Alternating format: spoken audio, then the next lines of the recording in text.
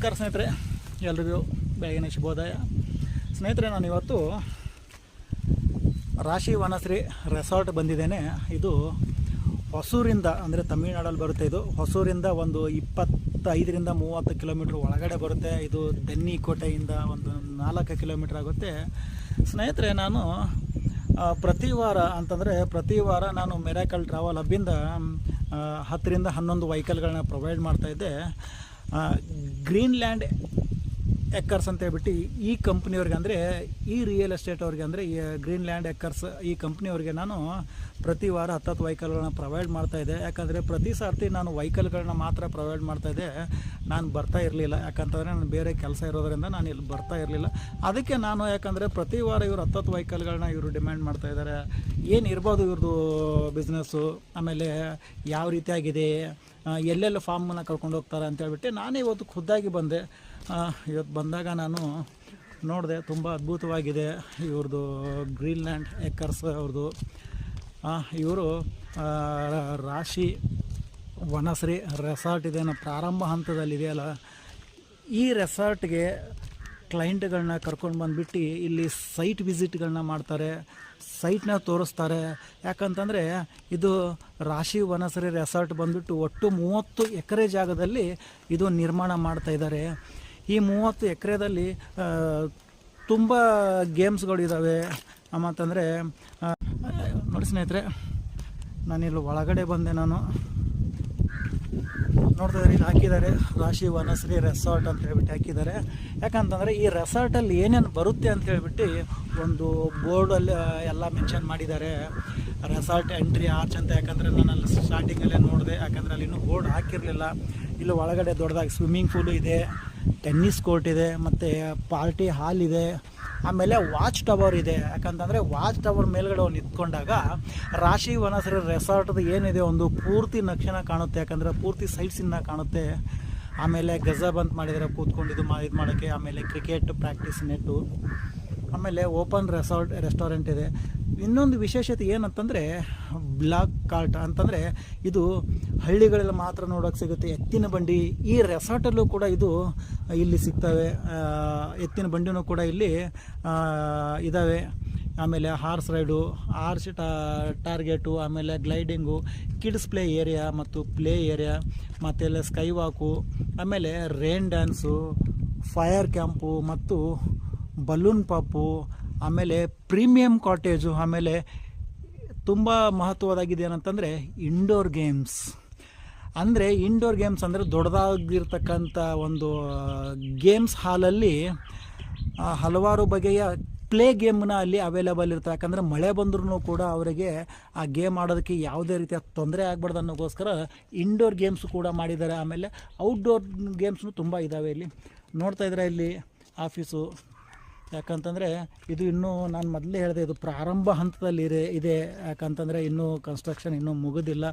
ಅದಕ್ಕೆ ನೋಡೋಕ್ಕೆ ಅಷ್ಟೊಂದು ನಮಗೊಂದು ಇದು ಕಾಣಿಸಲ್ಲ. ಯಾಕಂತಂದರೆ ಯಾವುದೇ ಒಂದು ವಸ್ತು ಆಗಲಿ, ಏನೇ ಒಂದು ಕೆಲಸ ಮಾಡೋದಿಲ್ಲ, ಆ ಕೆಲಸ ಕಂಪ್ಲೀಟ್ ಆಗಿದ್ದ ಮೇಲೇ ಅದಕ್ಕೆ ಒಂದು ರೂಪ ಸಿಗುತ್ತೆ. ಯಾಕಂತ ಆವಾಗ ನೋಡೋಕ್ಕೆ ಅದ್ಭುತವಾಗಿ ಕಾಣಿಸುತ್ತೆ. ಯಾಕಂದರೆ ಇದು ಪ್ರಾರಂಭ ಹಂತದಲ್ಲಿ ಇರೋದರಿಂದ ಇನ್ನೂ ವರ್ಕ್ ಸ್ಟಾರ್ಟ್ ಇದೆ. ಅದಕ್ಕೆ ಅಷ್ಟೊಂದು ಇದು ಅನಿಸಲ್ಲ. ನೋಡ್ತಾ ಇರೋ ಸ್ನೇಹಿತರೆ, ಇದು ಸ್ವಿಮ್ಮಿಂಗ್ ಪೂಲು. ಆಮೇಲೆ ಇಲ್ಲಿ ಮಕ್ಕಳಿಗೋಸ್ಕರ ಮಾಡಿದ್ದಾರೆ ಸ್ವಿಮ್ಮಿಂಗ್ ಪೂಲು, ಆಮೇಲೆ ದೊಡ್ಡವ್ರಿಗೆ. ಆಮೇಲೆ ಸ್ವಿಮ್ಮಿಂಗ್ ಪೂಲಲ್ಲಿ ಸ್ವಿಮ್ಮಿಂಗ್ ಆಡಿದ ಮೇಲೆ ಅವರಿಗೆ ಫ್ರೆಶ್ ಆಗೋಗೋಸ್ಕರ ಟಾಯ್ಲೆಟ್ ಮಾಡಿದ್ದಾರೆ, ಇದು ಬಾತ್ರೂಮ್ಗಳು ಮಾಡಿದ್ದಾರೆ. ಯಾಕಂದರೆ ಅವ್ರಿಗೆ ಫ್ರೆಶ್ ಆಗಿದ್ರೆ ನೀವು ಅಲ್ಲಿ ಕೆರೆ ಕೂಡ ಇದೆ ಅಲ್ಲಿ. ಯಾಕಂತಂದರೆ ಮಳೆಗಾಲದಲ್ಲಿ ಬಂದಿರತಕ್ಕಂಥ ನೀರು, ಅಂದರೆ ಎಲ್ಲ ಕಡೆಯಿಂದ ಹರಿದು ಬಂದು ಅಲ್ಲಿ ನೀರು ಶೇಖರಣೆ ಆಗ್ತವೆ. ಆ ನೀರು ಶೇಖರಣೆ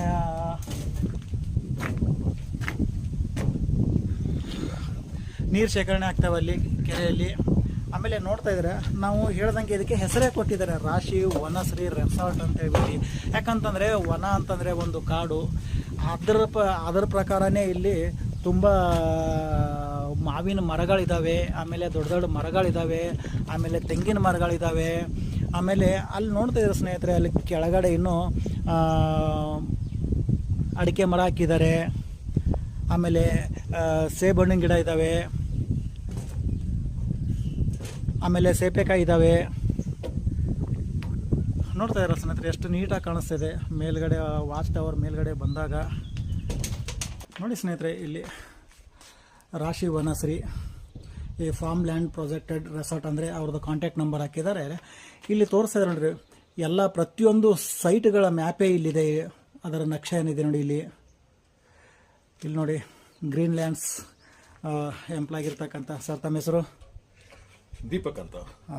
ದೀಪಕ್ ಅಂತ ಸರ್ ಇವರು. ಯಾಕಂತಂದರೆ ನಾವು ವೆಹಿಕಲ್ಗಳನ್ನ ಪ್ರೊವೈಡ್ ಮಾಡ್ತಿರೋದು ನಾವು ಇವರಿಗೆ, ಅದಕ್ಕೆ ಇವಾಗ ನಾನು ಖುದ್ದಾಗಿ ನಾನೇ ಬಂದಿರೋದು ಇವತ್ತು ನೋಡೋಕ್ಕೆ.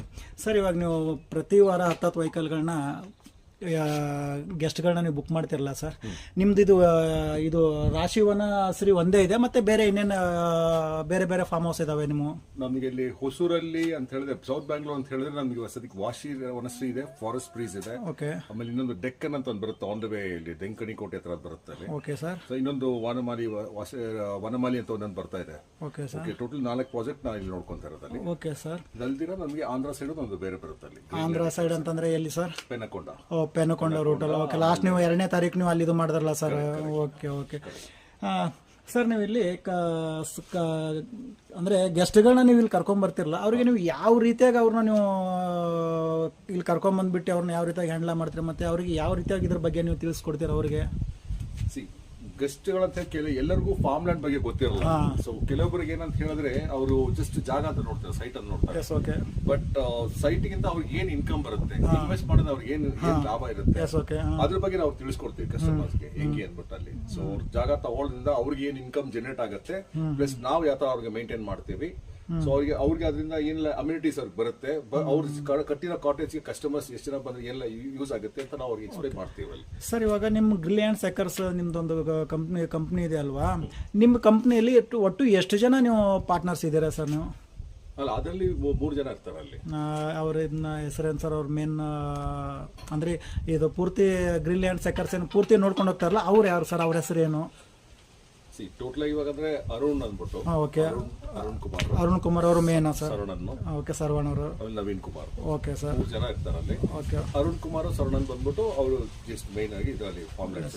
ರವೀನ್ ಅವರು ಬೇರೆ ನೋಡ್ತಿರ್ತಾರೆ ಸರ್. ಇನ್ನೊಂದು ಏನಂತಂದ್ರೆ ಇದು ಡೈರೆಕ್ಟ್ ಆಗಿ ಯೂಟ್ಯೂಬ್ ಲೈವ್ ಹೋಗ್ತಾ ಇದೆ ಸರ್. ನೀವು ಯಾಕಂತಂದ್ರೆ ನಾನು ಯೂಟ್ಯೂಬ್ ಲೈವ್ ಅಲ್ಲಿ ಹೋಗ್ತಾ ಇರೋ ಕಾರಣಕ್ಕೋಸ್ಕರ ಯಾರೇ ಬೇಕಾದ್ರೂ ನಿಮಗೆ ಕಾಂಟ್ಯಾಕ್ಟ್ ಮಾಡ್ಬೇಕಂತಂದ್ರೆ ನಿಮ್ಮ ನಂಬರ್ನ ದಯವಿಟ್ಟು ಅವ್ರಿಗೆ ಹೇಳ್ತೀರಾ? ನನ್ನ ನಂಬರ್ 9742081612. Okay sir. ಸ್ನೇಹಿತರೆ, ಇವಾಗ ಹೇಳಿದ್ರಲ್ಲ ಅವ್ರ ನಂಬರ್ ಹೇಳಿದ್ರು. ಆಮೇಲೆ ಸರ್, ಇಲ್ಲಿರೋದು ಕಾಂಟ್ಯಾಕ್ಟ್ ನಂಬರ್ ಯಾರ್ದು? ಅದು ಇಲ್ಲಿಗೆ ಹೋಗುತ್ತೆ ಅಲ್ಲಿ.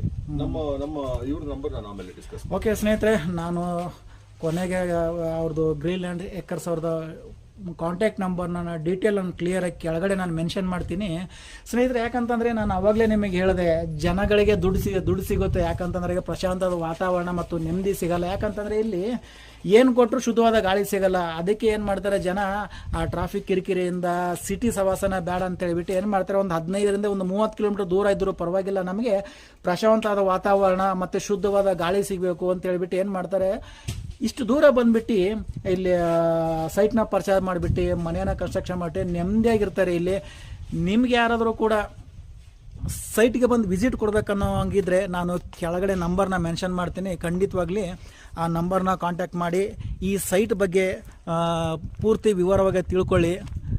ಮತ್ತೆ ನಿಮಗೆ ನಾನು ನೆಕ್ಸ್ಟ್ ಅವ್ರು ಹೇಳಿದ್ರು, ಯಾಕಂದ್ರೆ ನಾನು ಬಂದಿರೋದು ಇವಾಗ ರಾಶಿ ವನಶ್ರೀ ರೆಸಾರ್ಟ್ ಒಂದರಲ್ಲೇ ಬಂದಿರೋದು.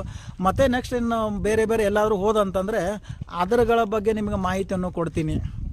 ಓಕೆ ಸ್ನೇಹಿತರೆ.